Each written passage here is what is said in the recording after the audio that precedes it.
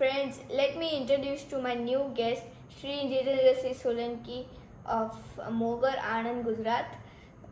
He is my grandfather, also known by me as Nana Bapu.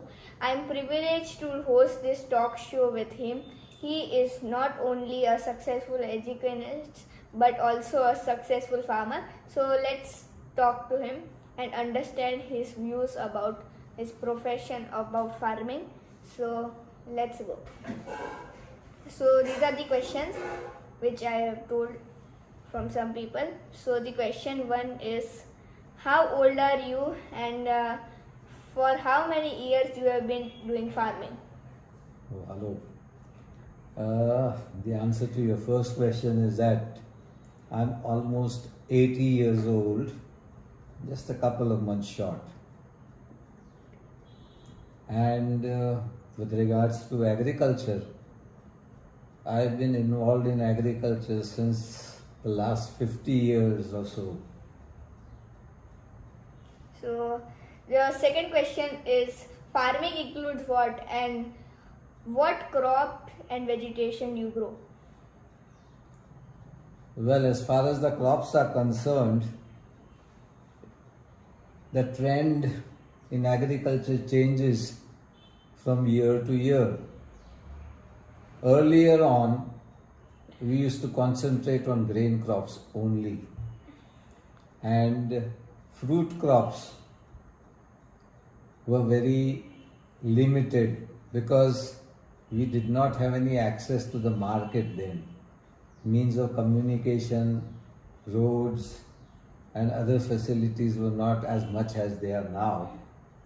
So we just stuck to the old traditional way of agriculture, and grain foods like wheat, rice, bajra, and other such crops were the main staple food. So before farming, what were you doing?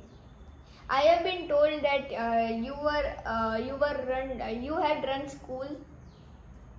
Well, before I went into agriculture, actually, after completing my studies, I had joined a job in a large company in India, and after a few years of service over there, I moved away from that place to Nadiad, where I entered into some personal machinery business, and thereafter I moved on to agriculture, and I'm involved with agriculture since 1970 or a year or so before that.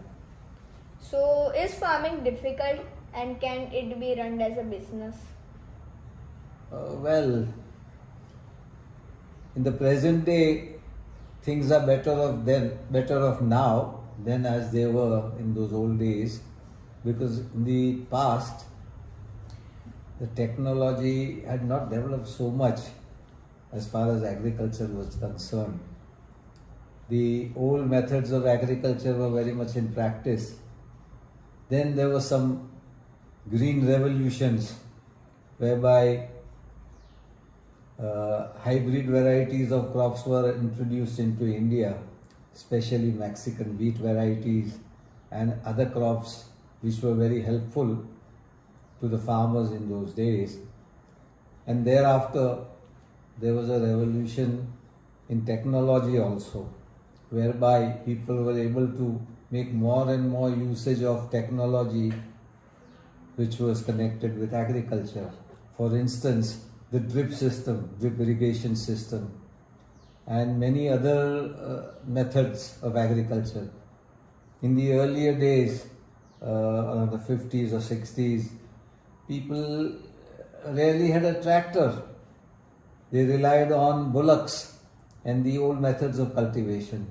But then, with the introductions of tractors, facilities that were given to the agriculturists by banks helped them grow along with the agriculture developments also, and people were able to enter into a modern method of agriculture which helped them a lot.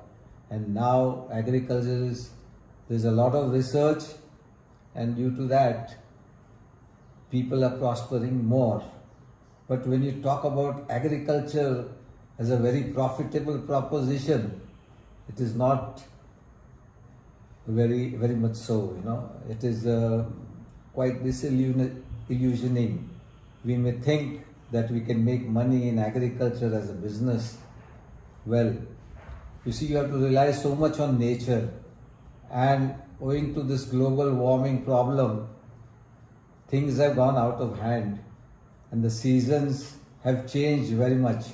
We have scarce rainfall or we have a very heavy rainfall, and that changes the situation in agricultural production. Things have been affected very much by the changes in the seasons, and therefore a farmer or an agriculturist to a certain extent is dependent on nature. And nature is beyond his control, and therefore whatever he may have expected, but the production does not meet his expectations, and the farmer either goes into a loss or he may be able to remain self-sufficient. But due to the introduction of new crops and new technologies, farmers have been able to earn a modest amount of earning out of agriculture. So in Gujarat, which are the major crops which can be grown? Well, after the improvement in communications by rail, road and air travel, people are finding it easier to grow more cash crops, commercial crops, which are perishable but can be transported very easily. For instance, bananas. There's a large acreage of banana in Gujarat, and more farmers have switched over to bananas because it's almost an annual crop, or it goes beyond 1 year, 16 months or so. So the farmer is concentrating on one crop. After planting it, he manages with the required agricultural operations, and thereafter, when the growth is quite good, he is able to manage by just looking after the irrigations and certain operations which are necessary over a period of time. So he is able to wait and he has less expenditure. And everything depends when he is able to harvest those bananas. But once again, when the farmer harvests the crop and he is out to sell it into the market, the prices are not in the hands of the farmer, the prices are in the hands of traders. And once again, the farmer is at the mercy of the traders, who earn more than the farmer himself, who's been sweating it out for the whole year just to wait and get a little earning out of it. So, but due to the variety of crops, the farmer is able to manage to fetch a higher income by getting more yield, because there is an improvement in pesticides and other technological improvements in the methods of cultivation. So the output is much more, the production is much more than it was in the previous years. And as the time goes by, new varieties and tissue culture plants have been introduced into this agriculture field, and farmers are able to get more yield, more production out of a banana plant. Originally, in the earlier days, was able to give you up to 15-20 kgs per plant. Now they are able to get a production of about 40 kgs even, and beyond that. So the output has increased. The cost of agriculture also has increased, but overall the farmer is able to get a modest earning out of it if he concentrates on what he is doing. So that's the situation. So, what are your views on the new bill passed, new farmer bill passed by the government? Well, personally speaking, I don't think there's going to be much change in the way things were working earlier and they'll be working in the future. But by allowing the farmer to go directly to sell his product, he'll be able to fetch a little more. He'll have a choice. He won't be bound by the traders, and maybe there might be an overall advantage for the farmer.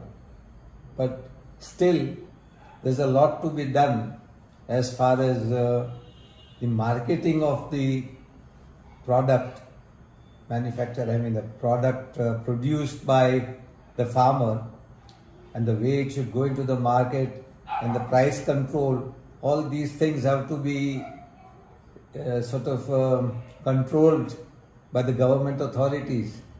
And if the government intervenes and takes good care of those things, the farmer would be able to make a modest earning, which he was unable to do, because after producing any crop, the farmer was always at the mercy of the traders, because the farmer is unable to sell his product directly to the consumer. And unfortunately, the consumer, the person who is going to use that product, for instance, grain crops, vegetables, fruits, the customers who are going to use this product do not purchase directly from the farmer. There is always a middleman, there was always a middle agency. And by removing these, if the farmers are exposed or they come more into contact with the direct users, consumers, then probably the farmers will be able to make a little more out of their products or produce. So, how did you venture in the business of organic manure? Oh, well, as far as organic manure is concerned, being a farmer, I was using cow dung, farmyard manure in my fields. But in the case of farmyard manure, once again, the old primitive methods were being used. Cow dung was used in the fields directly from the stables or wherever they were collected. And you broadcast them into the fields. But cow dung does not change its form immediately. The cow dung remains in its original form for a very, very long time. Maybe the season that the farmer is going to take may be over and the cow dung would still remain in its old natural form. It would not dissolve, mix, or be able to help out in the product itself. Maybe over a year or so, the farmyard manure would mix up into the field, the soil, and be able to give some results. So people were out looking for alternatives, and vermicompost was one of the alternatives that had been brought up by the agricultural department of Gujarat, the universities, and some scientists who had made research on this. And as you know, vermicompost is made out of farmyard manure only, but that farmyard manure is consumed by the earthworm and it comes out in the forms of an excretion, and that excretion is the vermicompost.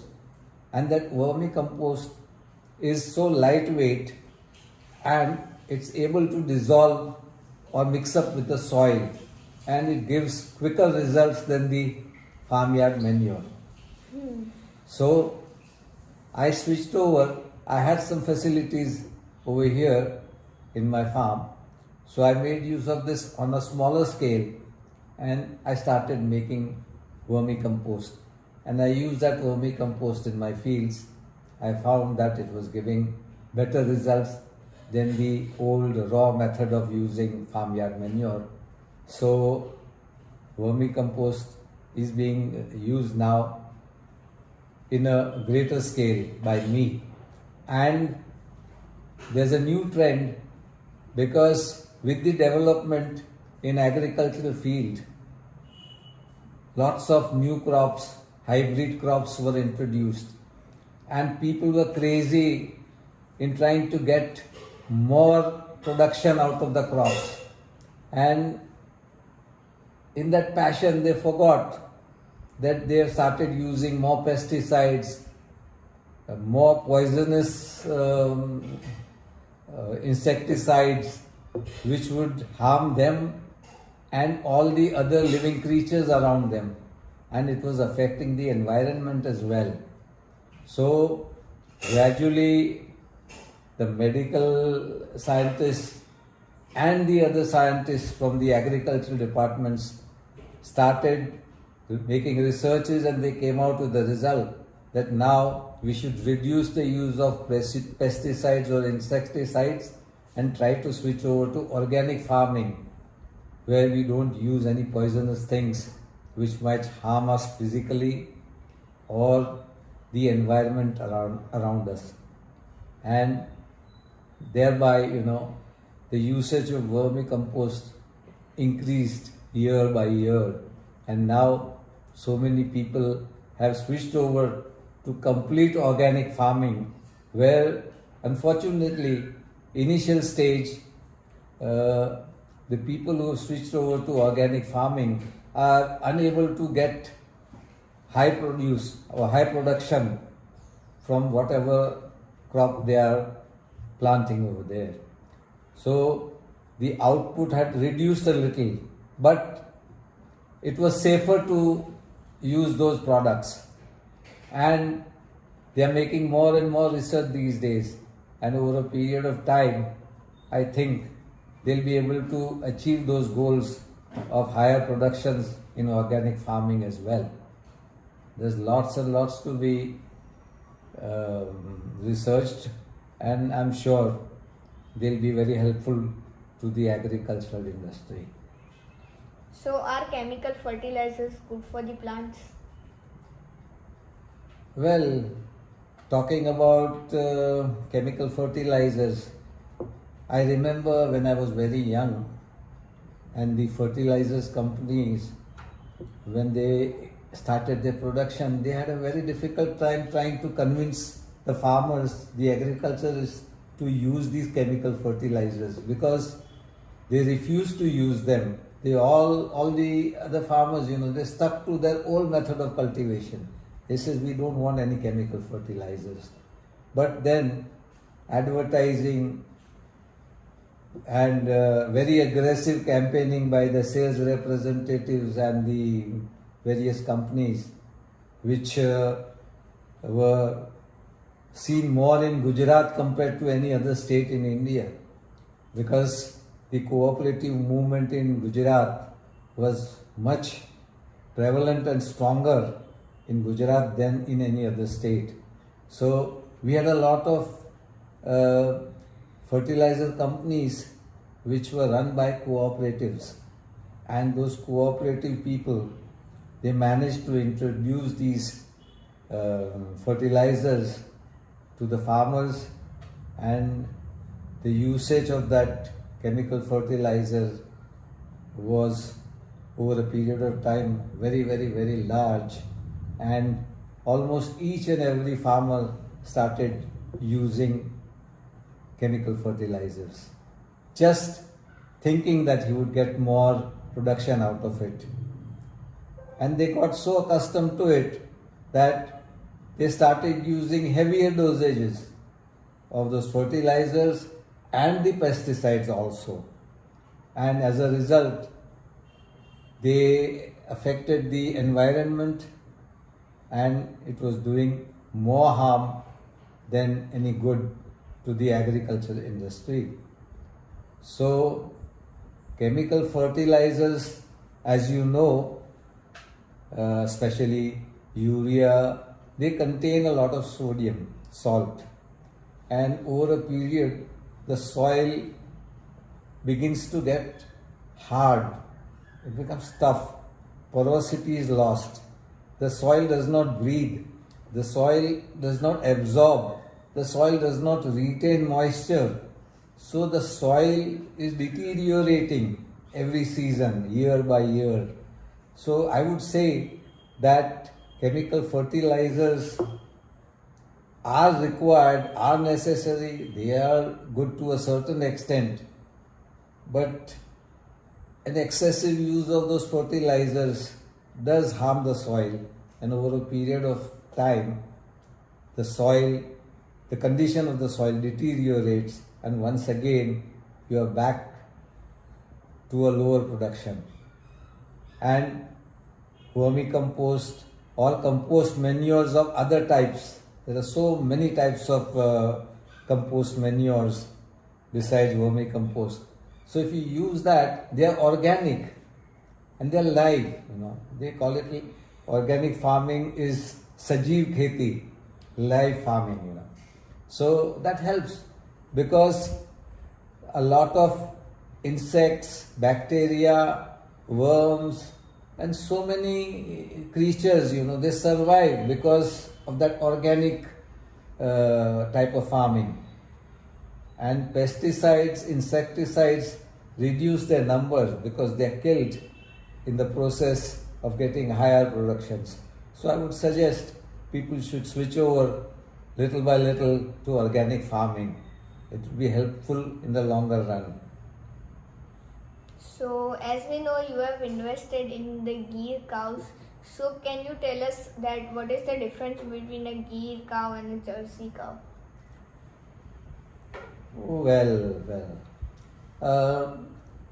If you are a farmer and you are cultivating land, you are likely to have some spare capacity.